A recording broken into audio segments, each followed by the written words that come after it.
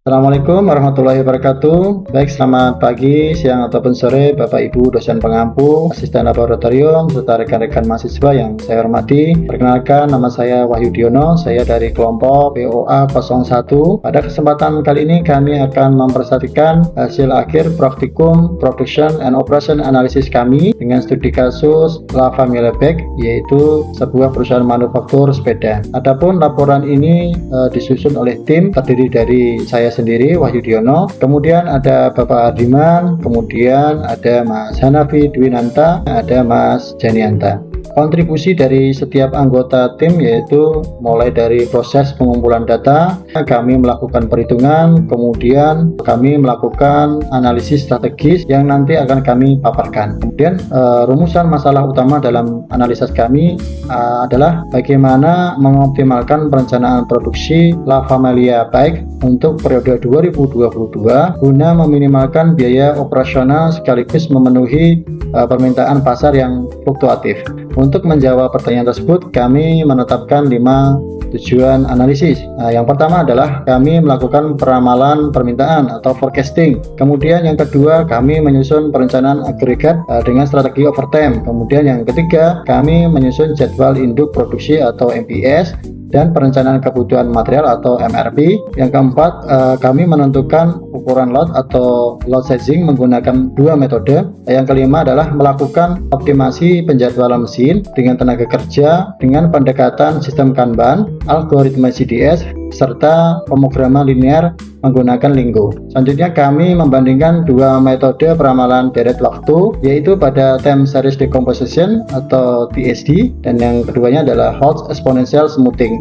Selanjutnya dari perbandingan 3 metrik kesalahan utama diperoleh hasil sebagai berikut. Pada MAPE atau Mean Absolute Percentage Error, TSD menghasilkan 1,19%, sedangkan Hodge 2,53%. Ini artinya apa? Bahwa TSD memiliki presentasi kesalahan setengah dari Hodge. Kemudian pada MAD atau Mean Absolute Deviation, TSD mencatat 837,64, sementara Hodge jauh lebih tinggi yaitu 1811,22. Kemudian pada MSE atau Mean Square Error, TSD sebesar 1,22 juta, sedangkan Hodge mencapai 4,9 juta. Nah, dengan demikian metode TSD terbukti lebih akurat karena menghasilkan tingkat kesalahan yang jauh lebih rendah. Oleh karena itu, kami menggunakan TSD sebagai dasar forecasting untuk tahun 2022. Selanjutnya, berdasarkan hasil peramalan TSD, total permintaan sepeda tahun 2022 diperkirakan mencapai 1.166.351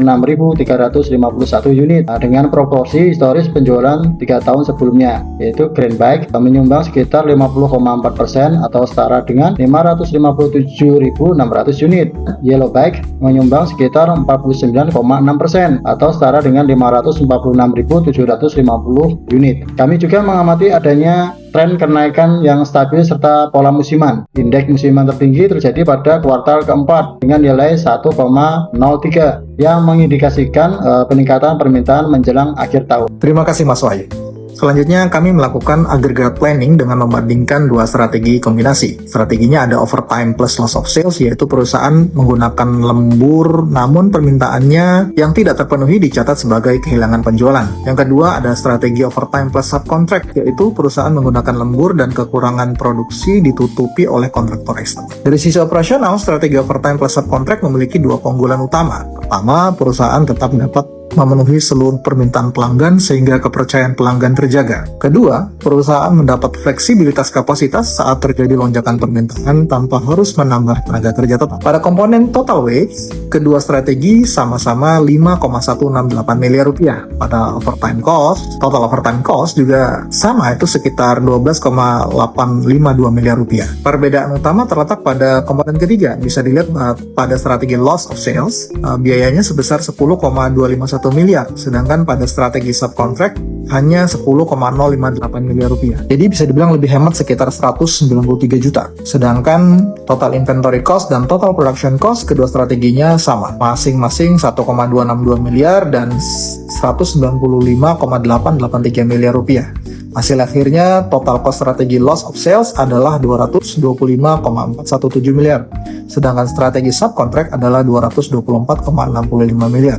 Selisih biaya mencapai 767,75 juta rupiah, hampir 770 juta. Dengan demikian, kami merekomendasikan strategi overtime subkontrak karena lebih ekonomis dan tetap mampu memenuhi seluruh permintaan pelanggan. Sebelum masuk ke MPS dan MRP, kami mendefinisikan terlebih dahulu komponen utama sepeda La Famiglia Bike melalui Bill of Material atau BOM. Dapat 5 komponen inti ya. Body part dengan kode BP sebanyak 1 unit per port, hub dengan kode H sebanyak 2 unit, rim dengan kode R sebanyak 2 unit, spokes dengan kode S sebanyak 30 unit, dan tire dengan kode T sebanyak 2 unit.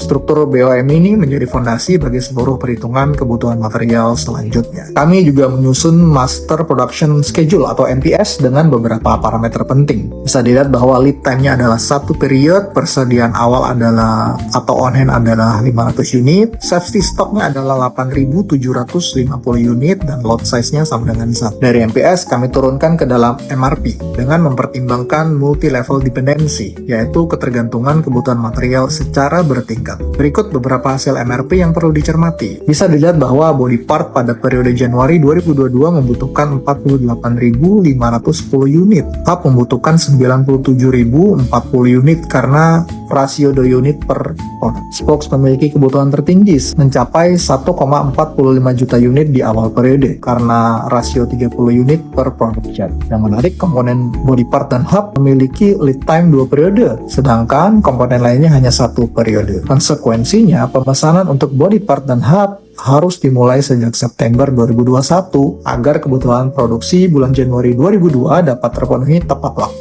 Inilah yang disebut lead time offset. Hasil MRP juga menunjukkan bahwa seluruh komponen memiliki PAB2 atau proyeksi stok akhir yang selalu berada di atas safety stock. Jadi bisa kita katakan ini mengindikasikan sistem perencanaan yang sudah baik dengan mencegah kekurangan material. Baik, sebelumnya kita sudah membahas MPS dan MRP. Selanjutnya, kita masuk ke analisis load sensing. Kami membandingkan dua metode load sensing, yaitu yang pertama, Wagner-Wagtin metode yang bersifat optimal. Kedua, least unit cost yang bersifat heuristik. Hasil perhitungan sangat konsisten. Kedua metode merekomendasikan pemesanan per periode atau order horizon sama dengan 1. Mengapa demikian? Ada 3 penyebab utama. Yang pertama, biaya simpan atau holding cost relatif tinggi sehingga menyimpan barang lebih dari 1 periode menjadi tidak ekonomis. Kedua, fluktuasi. Permintaan yang dinamis membuat penggabungan pesanan antar periode justru berisiko. Dan yang ketiga, jika perusahaan memaksakan pemesanan untuk 2 periode sekaligus pada komponen body part, biaya dapat melonjak dari 600.000 menjadi 834 juta rupiah. Jika 3 periode, biaya naik menjadi 2,4 miliar rupiah. Ini adalah peningkatan yang eksponensial. Total biaya load sensing untuk main part tercatat yaitu Rp1.128.000 dan untuk assembly part yaitu Rp1.524.000. Setelah membahas load sensing, sekarang kita beralih ke weighted revenue dan profit. Dengan harga jual yellow bag sebesar Rp2.125.000 per unit, kami menghitung proyeksi pendapatan. Pada tahun 2022, expected revenue mencapai Rp1.160 miliar. Pada tahun 2023, meningkat menjadi Rp1.280 miliar. Setelah dikurangi seluruh biaya operasional, termasuk biaya load sensing, biaya strategi subkon, dan komponen biaya lainnya, expected profit untuk tahun 2022 saja mencapai Rp942.880.000.000. Angka ini menunjukkan bahwa La Famiglia Bike memiliki profitabilitas yang sangat sehat serta permintaan pasar yang kuat terhadap produk yellow bike. Selanjutnya kita masuk ke rekomendasi investasi. Mengingat potensi kenaikan produksi lebih dari 10% pada tahun 2023, perusahaan perlu melakukan ekspansi. Kami mengevaluasi 3 skenario investasi. Pertama, membangun gudang baru dengan biaya Rp96 miliar menghasilkan sisa keuntungan yaitu Rp846.880.000.000. Kedua, membangun pabrik baru dengan biaya Rp102 miliar menghasilkan sisa keuntungan sebesar Rp840.880.000.000.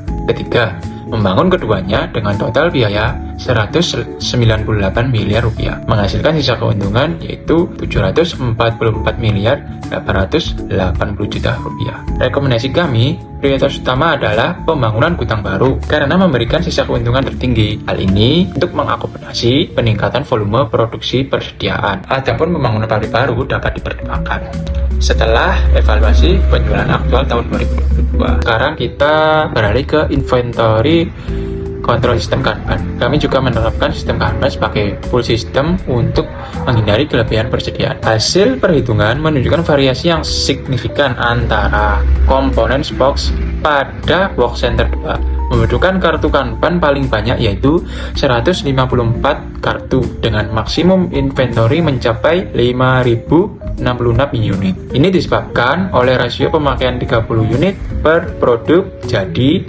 dan lead time yang relatif panjang. Sebaliknya, komponen A1 pada Work Center 3 hanya membutuhkan 2 kartu dengan maksimum inventory 58 unit. Ini karena lead time yang pendek dan kebutuhan part yang kecil. Perbedaan ini menunjukkan bahwa sistem Kanban membantu perusahaan mengontrol aliran material secara proporsional sesuai dengan karakteristik masing-masing komponen. Baiklah, untuk selanjutnya saya akan menjelaskan machine and operator scheduling. Pertama, penjadwalan mesin. Kami memproduksi material brake menggunakan 3 mesin, lathe, milling, dan CNC dengan algoritma Campbell, Dudek, and Smith atau CDS. Kami menemukan urutan kerja optimal pada iterasi 2B, yaitu brake pads, kemudian caliper, dan yang terakhir adalah rotor. Hasilnya, total waktu yang digunakan untuk menyelesaikan max span hanya 26 menit dengan idle time sebesar 18 menit. Dengan urutan ini terbukti lebih efisien dibandingkan dengan alternatif urutan lainnya.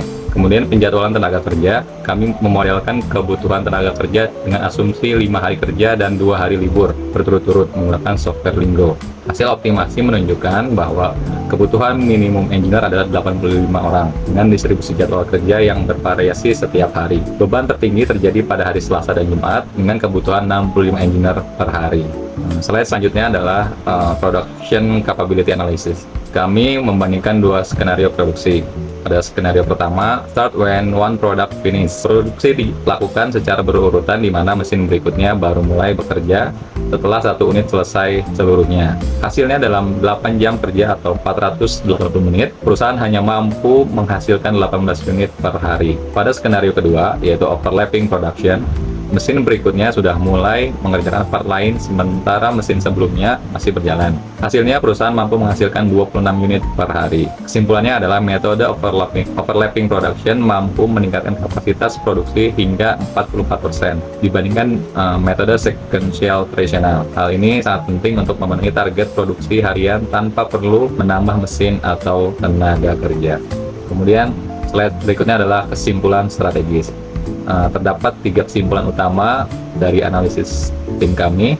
Yang pertama, metode time series decomposition atau TSD adalah metode peramalan terbaik untuk La Familia Bike karena menghasilkan error terkecil dengan mapping hanya 1,19%. Yang kedua, kombinasi strategi subkontrak dan overlapping production merupakan kunci efisiensi. Strategi subkontrak menghemat biaya hingga 767 juta. Sementara overlapping production meningkatkan kapasitas hingga 44%. Ketiga, investasi gudang baru menjadi prioritas utama untuk mengantisipasi kenaikan produksi lebih dari 10% pada tahun 2023 dengan sisa keuntungan yang paling tinggi dibandingkan opsi investasi lainnya. Kemudian slide selanjutnya tentang rekomendasi lanjutan. Sebagai bahan perbaikan berkelanjutan, kami memberikan 3 rekomendasi. Yang pertama adalah perusahaan perlu melakukan evaluasi lot sizing secara berkala, terutama jika terjadi perubahan signifikan pada biaya simpan atau biaya pesan. Kedua, perusahaan harus memperhatikan aspek keselamatan dan kesehatan kerja atau K3, khususnya terkait jam lembur. Penelitian menunjukkan bahwa jam kerja yang panjang meningkatkan risiko kelelahan dan kecelakaan kerja. Oleh karena itu, perencanaan produksi harus mempertimbangkan kesejahteraan pekerja. Ketiga, perusahaan disarankan untuk mengintegrasikan kecerdasan buatan atau AI dalam operasional. AI dapat digunakan untuk validasi peramalan secara real-time, mendeteksi anomali permintaan lebih awal, serta memberikan rekomendasi penyesuaian produksi yang lebih responsif. Namun, tetap perlu diingat bahwa keputusan akhir harus didasarkan pada data aktual dan presentasi final proyek kami Dengan penerapan strategi yang telah kami uraikan, kami yakin La Familia Bike dapat memenuhi permintaan pasar, menekan biaya operasional secara signifikan, juga meningkatkan profitabilitas secara berkelanjutan. Kami ucapkan terima kasih yang sebesar-besarnya atas perhatian Bapak dan Ibu, asisten laboratorium, dan rekan-rekan sekalian. Wassalamualaikum warahmatullahi wabarakatuh.